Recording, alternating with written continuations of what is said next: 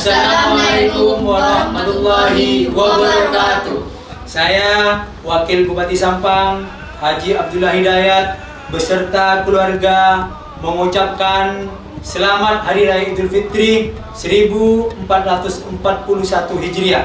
Taqabbalallahu minna wa minkum, dan semoga pada momen yang fitri ini masyarakat Sampang tetap bisa menjaga ukhuwah Islamiyah dan melaksanakan protokol kesehatan yang baik untuk memutus mata rantai penyebaran COVID-19 di Kabupaten Sampang menuju Sampang hebat bermartabat.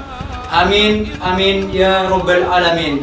Minal aizin wal faizin, mohon maaf lahir dan batin. Wassalamualaikum warahmatullahi wabarakatuh.